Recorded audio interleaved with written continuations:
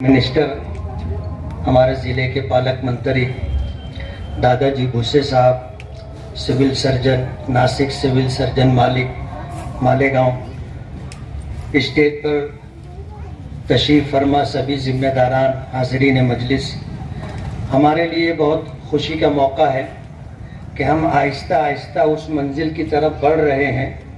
जब हम मालेगांव ज़िला डिक्लेयर हो जाएगा तो सिविल हॉस्पिटल की जितनी सहूलतें और सुविधाएं हैं वो हमें मिलेगी। अभी हम आहिस्ता आहिस्ता आगे बढ़ रहे हैं। बहुत सारा काम हमारा कोरोना काल में हुआ और आहिस्ता आहिस्ता जो है यहाँ पर वो सारी मशीनें भी आ रही हैं जिनकी हमें और मालेगांव को ज़रूरत है।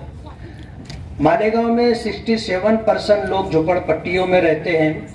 हमारा शहर ऐसा है कि लोग रोज़ाना सुबह 7 बजे से शाम 7 बजे तक और शाम 7 बजे से सुबह 7 बजे तक लूम चलाते हैं तो उनकी रोटी रोजी चलती।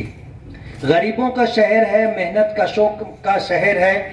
हमारे शहर में रहने वाले मालेगांव के लोगों में टैलेंट बहुत है, लेकिन आगे बढ़ने के मौके नहीं। अभी सिविल हॉस्पिटल को आप ले लो, हम सिविल हॉस्पिटल के ताल्लुक से जब बात करते रहे तो एक बड़ी अड़चन हमारे सामने जो रही वो ये कि मालेगांव जब तक जिला नहीं बनेगा वहां तक इसे सिविल हॉस्पिटल का दर्जा नहीं मिलेगा, अगरचे सहूलतें सुविधाएं हमें मिल रही है। आज हमारे दरमियान हमारे पालक मंत्री दादा भूसे साहब हैं और ऊपर वाले की मेहरबानी है कि आज उनके जरिए से मालेगांव शहर के अंदर बड़े बड़े काम हो रहे हैं। आज ये तकरीबन 4.25 करोड़ रुपए का काम है। बारिश के दिनों में आप आओगे तो आपको पता चलेगा कि कीचड़ में चल करके हमें मेन गेट तक आना पड़ता है, लेकिन ये कांक्रीकरण हो जाएगा तो ये जो दिक्कत और परेशानी है वो खत्म हो जाएगी। और आज शाम में बस स्टैंड में भी जो है कांक्रीकरण होना है। तो ये दोनों काम छोटे काम नहीं है, बड़े काम है। ये आदमी को इससे पहले किरदार होना चाहिए स्टेशन में दादा मैं आपको बताना चाहूंगा, मेरी छोटी बेटी थी, हमारी कौम के वो सरदार जब होना नदी चाहिए। देखने के लिए बोलती थी तो बारिश के दिनों में मैं उसे बस स्टेशन पे लेके जाया करता था। पूरा पानी भरा रहता था और वो देख करके मुतमईन हो जाती थी कि हाँ ये नदी है। यानी ऐसे हालात थे। अभी पिछले चंद सालों पहले कुछ भराव का काम हुआ, उसके बाद भी वो दिक्कत बाकी है, लेकिन अब जब ये काम अभी शाम 5 बजे होना है वो काम हो जाएगा तो वो दिक्कत भी खत्म हो जाएगी। मैं सरकार का, हमारे खास तौर पर जो है चीफ मिनिस्टर एकनाथ शिंदे जी का, दादा भूसे साहब का बहुत बहुत शुक्रगुजार हूँ कि अब मालेगांव में वो बड़े बड़े काम होने लगे जिसकी आशा मालेगांव के लोग किया करते थे। आज का ये प्रोग्राम हमारे लिए, मालेगांव के लिए बहुत अहम प्रोग्राम है।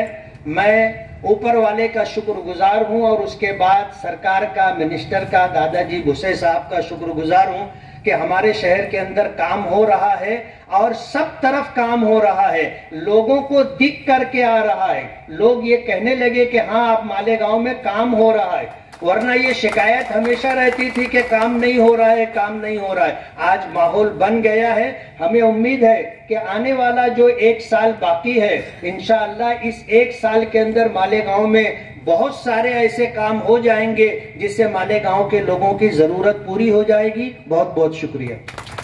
एकनाथजी शिंदे साहेबांचं आपल्या संपूर्ण मालेगाव वासियांच्या वतीने आभार व्यक्त करतो की त्यांनी अतिशय जलद गतीने या कामाला त्या ठिकाणी आपल्या मालेगावकरांना मान्यता दिली।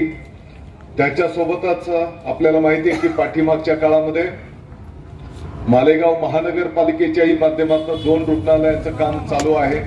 तदनंतर अल्पसंख्याक योजनेच्या माध्यमातून जालन्याला आपलं एक 40 खाटांचं हॉस्पिटलचं काम प्रगतीपथावर आहे।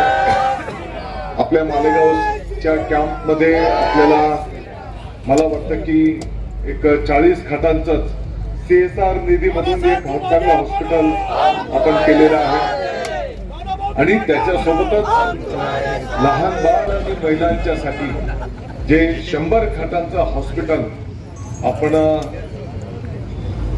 तत्कालीन आरोग्य मंत्री आणि आताचे मुख्यमंत्री योगायोगाने एकनाथजी शिंदे साहेबांनी जे आपल्याला मालेगावला मंजूर करून दिलं होतं पाठीमागच्या पंचवार्षिकला लोढा मार्केटच्या शेजारी, त्याही हॉस्पिटलचं काम आता आपलं पूर्णत्वाला जात आहे आणि म्हणून तेही 100 खाटांचा चांगल्या सुविधा असलेलं हॉस्पिटल आपल्या मालेगावला त्या ठिकाणी उपलब्ध लवकरच होणार आहे. लोकार्पण आपण त्याचं करायला घेतो आहोत आणि म्हणून या चांगल्या सुविधा आरोग्याच्या संदर्भातल्या आपल्या मालेगावला या निमित्ताने उपलब्ध होत आहे, जेणेकरून गोरगरिबांना त्यांची आर्थिक परिस्थिती जरी नसेल तर त्यांना सुद्धा त्यांचा जीव महत्वाचा आहे.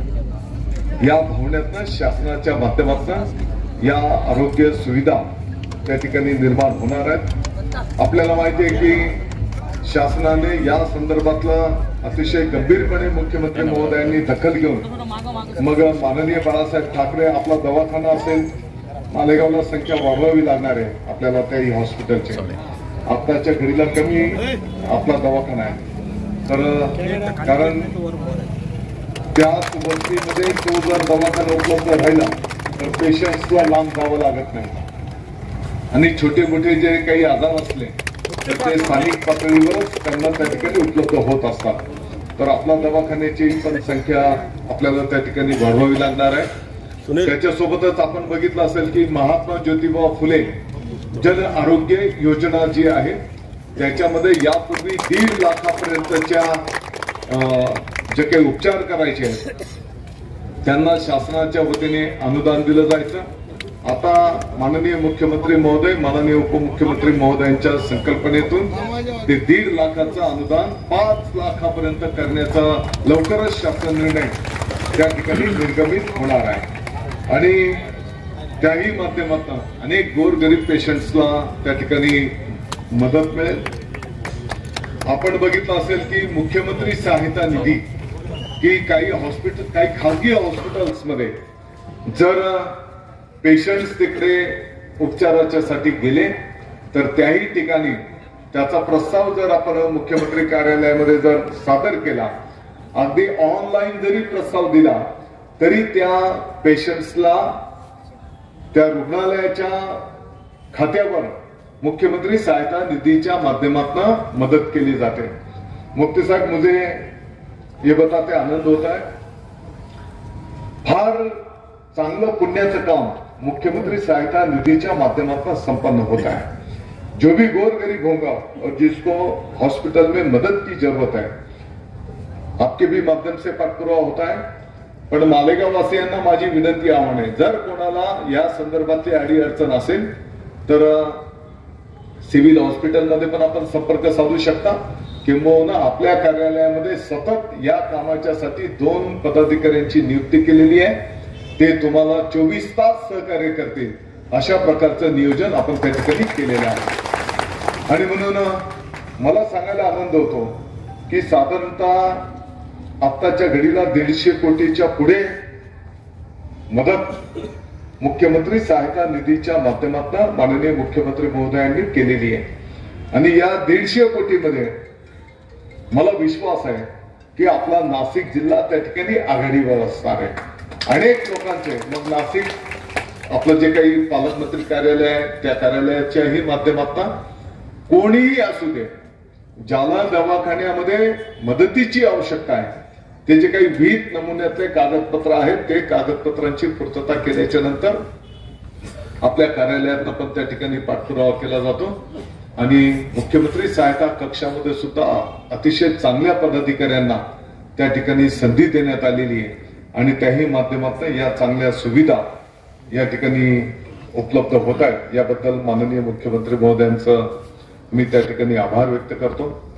माझी विनंती असणार आहे की या कामाच्या सोबतच आपलं जे नर्सिंग कॉलेज आहे त्या नर्सिंग कॉलेजचंही जर काही नादुरुस्ती असेल, काही सुविधा तिकडे करायच्या असतील तर याच कामामध्ये PWD थ्रू आहे का, याच कामामध्ये त्याही कामांचा समावेश करून ते पण कामं संपन्न झाली पाहिजेत. त्याच्यासोबतच काही फर्निचरची आवश्यकता आहे. पर्टिक्युलर मालेगावच्या कॅम्पसच्या साठी काही फर्निचरचा प्रस्ताव असेल, तुम्ही याच आठवड्यामध्ये डीपीडीसी मध्ये सादर करा. त्याच्यासाठी जो निधी लागेल डीपीडीसी मधला निधी आपण उपलब्ध करून देऊ की जेणेकरून आणि प्रशासनाला सगळ्यांना कॅम्पसला माझी सूचना विनंती असणार आहे. आपलं जे नर्सिंग कॉलेज आहे महाराष्ट्राच्या कानाकोपऱ्यातनं आपल्या मुली या ठिकाणी शिकायला येतात आणि आपल्या सर्वांवर त्यांची जबाबदारी आहे आणि म्हणून या कॅम्पसच्या नावाला गालबोट लागणार नाही याची काळजी माझ्यासकट आपली सगळ्यांची त्या ठिकाणी असणार आहे आणि त्याची काळजी घेण्याची जबाबदारी स्थानिक प्रशासनाची सुद्धा त्या ठिकाणी असणार आहे आणि त्याही दृष्टिकोनातलं नियोजन मग सेक्युरिटीचा विषय असेल त्यांच्या कॅम्पसमध्ये इतर कोण चुकीचं काही गोष्टी होणार नाहीत याची पण जबाबदारी प्रशासनाची त्या ठिकाणी असणार आहे. मला वाटतं की हा जो काही हॉस्पिटलचा कॅम्पस आहे हा हॉस्पिटलचा कॅम्पस सुरक्षित असला पाहिजे. आता इथं पाहतो आम्ही इथं बसल्या बसल्या जरी आम्ही बघितलं तर खिडकीतनं काय घाण कचरा टाकलेला आहे. तर याच्या कंपाऊंडच्या पासून हा आरोग्य कॅम्पस आहे नाहीतर मग इथं बाजार भरतो कुठं काय चाललेलं आहे तर अशा गोष्टी होणार नाहीत याची पण काळजी आपल्याला त्या ठिकाणी घेतली पाहिजे. इथं ज्या काही सुविधा आहेत त्या हॉटेलवर कोण इकडचे तिकडचे येऊन बसतील आणि तर असं होता कामा नये याचं पावित्र्य राखलं गेलं पाहिजे. तर त्याही दृष्टिकोनातनं याची नोंद आपण त्या ठिकाणी घ्यावी एवढीच माझी विनंती या ठिकाणी असणार आहे. कारण खूप कष्टात मालेगावकरांना हे हॉस्पिटल मिळालेलं आहे आणि या हॉस्पिटलच्या नावाला गालबोट लागणार नाही याची जबाबदारी आपली सगळ्यांची त्या ठिकाणी आहे आणि त्या दृष्टिकोनातनं या 4 कोटी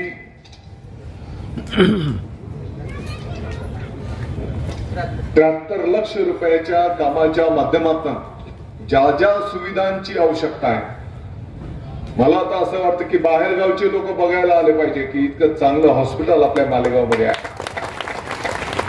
कोरोना काळातल्या तर अनेक अशा घटना आहेत की कधी कधी मिनिटावर विषय यायचा की काही ऑक्सिजन काही तास अर्धा तास 1 तास जर ऑक्सिजन पोहोचला नाही तर कदाचित कोणत्या घटनेला आपल्याला सामोरं जावं लागेल आणि त्याही काळामध्ये अतिशय रात्रंदिवस कष्ट करून या हॉस्पिटलच्या स्टाफने सेवा केलेली आहे आणि म्हणून मला वाटतं की एक चांगला कॅम्पस या ठिकाणी या माध्यमातून उभा राहील.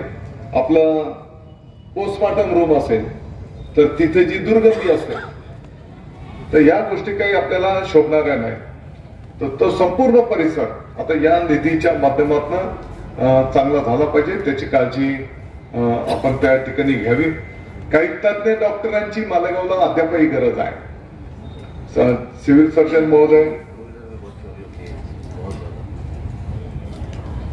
सर्जन महोदय इकडे आलेले आहेत तर काही स्टाफ आम्हाला आणखी अपेक्षित आहे.